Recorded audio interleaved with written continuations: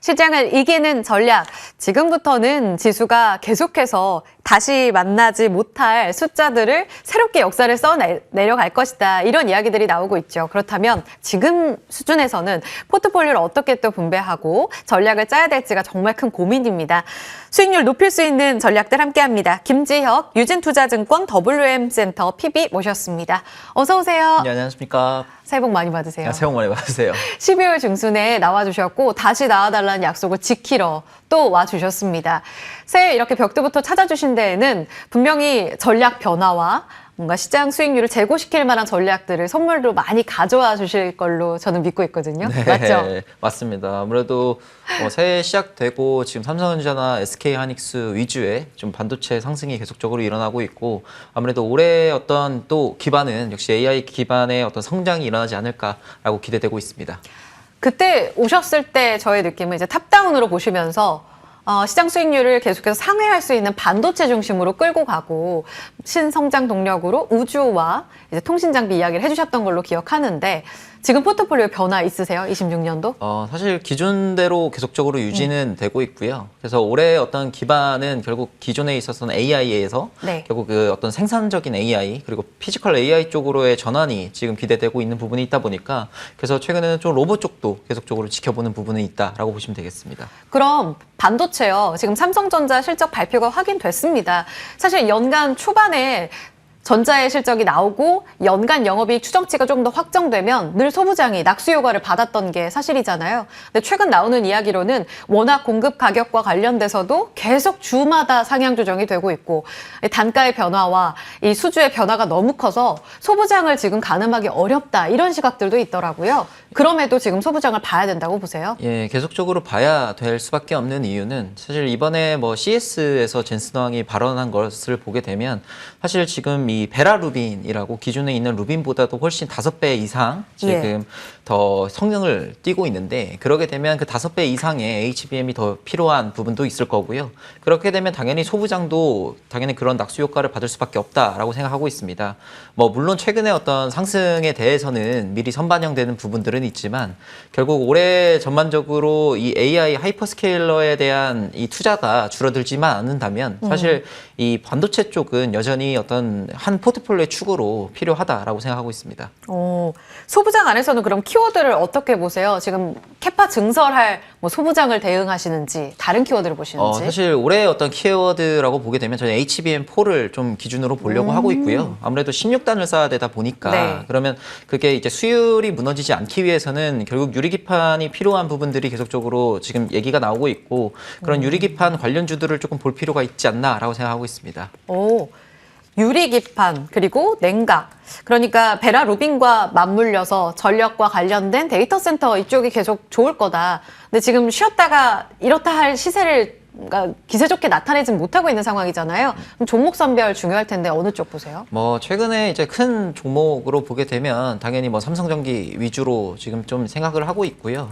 결국 지금 삼성전기 같은 경우는 오늘도 좀 불을 뿜는 이유는 당연히 PCB 기판의 어떤 한 축으로도 보게 되겠지만 결국 이 삼성전기의 최근에 이 대표의 말을 들어보게 되면 결국 이 유리기판 쪽으로도의 계속적으로 성장을 도모를 하고 있기 때문에 아무래도 삼성전기를 좀 탑픽으로 좀 생각을 하고 있습니다.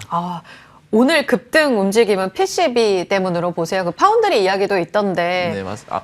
어느 쪽으로 좀 해석해서 지금 대응을 해야 될까요? 지금은 솔직히 당연히 이제 반도체 쪽에 어떤 수익이 나기 때문에 PCB 쪽에 더 기대되는 부분이 조금 각광을 받고 있고 실적적으로도 지금 반영이 되고 있고요.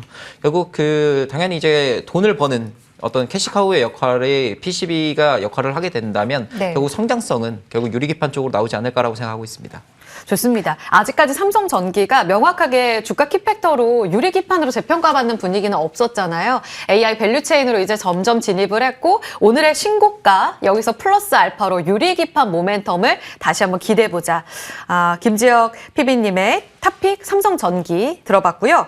아까 로봇도 주목하고 있다라는 이야기를 하셨어요. 로봇은 사실 작년에 너무 많이 갔잖아요. 여기서 뭔가 현대차로 재편되는 분위기를 보여주고 있는데 어느 쪽으로 키워드를 잡고 계실까요? 아무래도 현대차 그룹 위주의 좀 이 포트를 구성을 하려고 지금 생각을 하고 있고, 네. 왜냐하면 결국 현대차가 이번 CES에서도 어제 뭐 아틀라스가 이 시연하는 모습을 보게 되면 더 이상 자동차 업체가 아니라 이제 어떤 모빌리티와 이 로봇 업체 쪽으로의 이 밸류에이션 전환이 좀 일어나지 않을까라고 생각하고 있고요. 네. 사실 이 보스턴 다이내믹스의 어제 아틀라스 같은 경우는 굉장히 이 관절이 180도, 360도 오. 돌아가는 모습들도 있고, 실질적으로 2028년도에 이제 3만 대를 양산하겠다라는 얘기를 할 만큼 이게 지금 로봇에 가장 앞선 기업을 보게 되면 저는 이 테슬라라고 보고 있는데, 이 옵티머스에 비견할 정도는 아직은 조금 모자란 부분이 있지만 이게 공장에 지금 작용된다라는 부분들이 아무래도 그런 기대감이 계속적으로 반영되고 있다라고 생각하고 있고요. 뭐 그뿐만 아니라 이제 현대차 그룹에 있어서 그럼 결국 이 로봇에 들어가는 부품주들을 좀 볼 필요가 있는데, 결국 우리나라에서 가장 잘하는 어떤 이 부분이라고 하게 되면 저는 아무래도 액추에이터라고 생각을 하고 있습니다.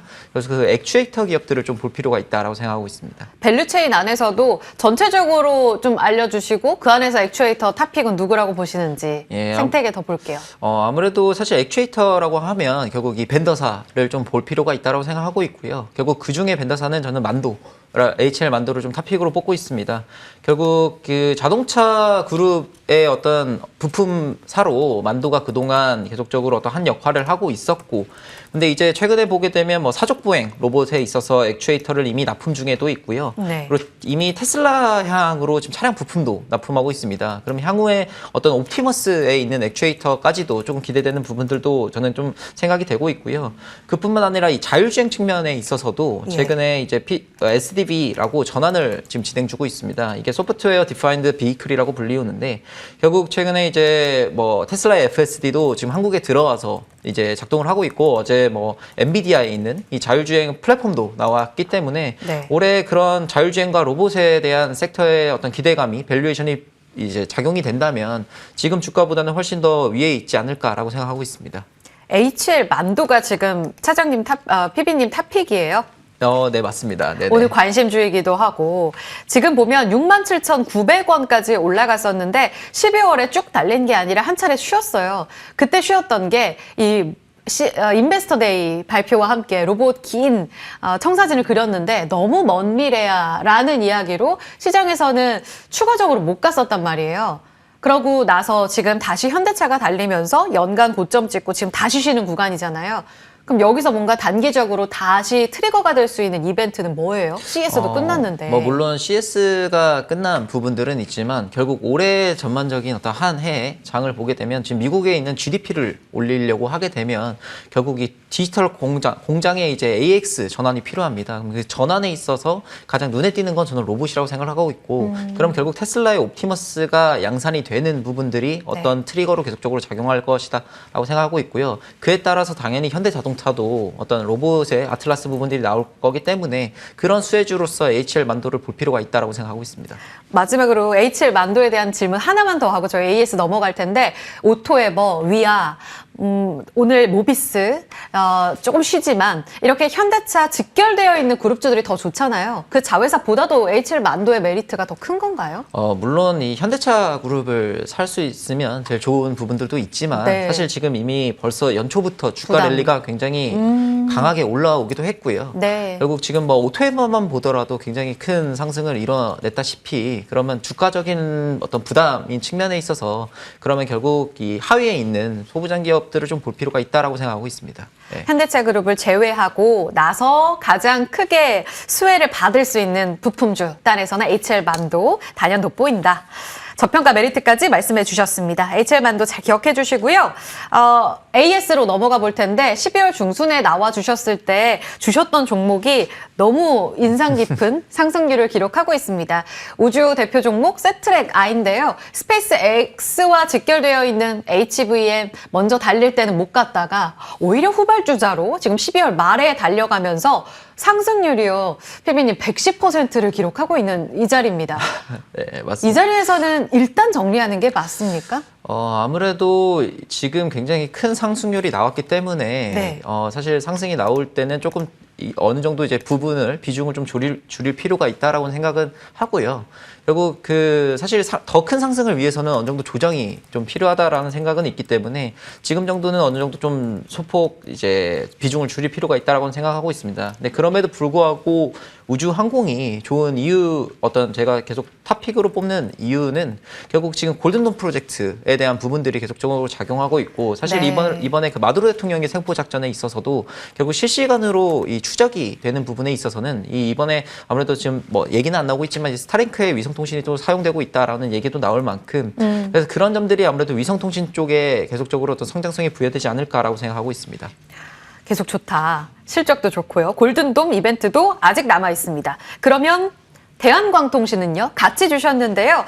역시 연초에 신고가가 나면서 드디어 이 통신 장비가 움직이잖아요. 제일 궁금합니다. 더 갈까요?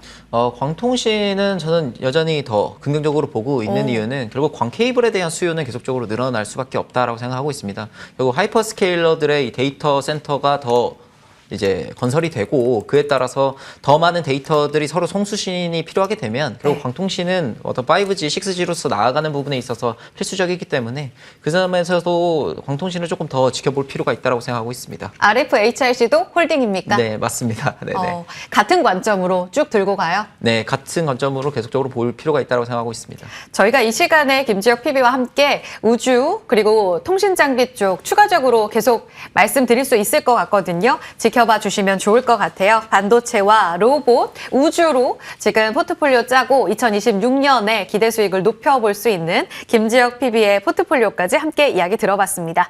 시간 지나면서 삼성전자 더 힘받아가고 있습니다. 양전했고요. 0.3%의 상승, 14만 원 절대 내주지 않고 있습니다. 14만 1,400원 재탈환해서 올라가고 있고요. 오늘은 하이닉스가 더 강하네요. 3%의 강세로 어제 고점을 뚫고 신고가 다시 씁니다. 하이닉스 76만 9천 원에 오늘 장중 고점이자 현재 움직임 나오고 있습니다. 김지혁 PB와 같이 인사드리면서 물러가겠습니다. 오늘도 성공투자 이어가세요. 고맙습니다.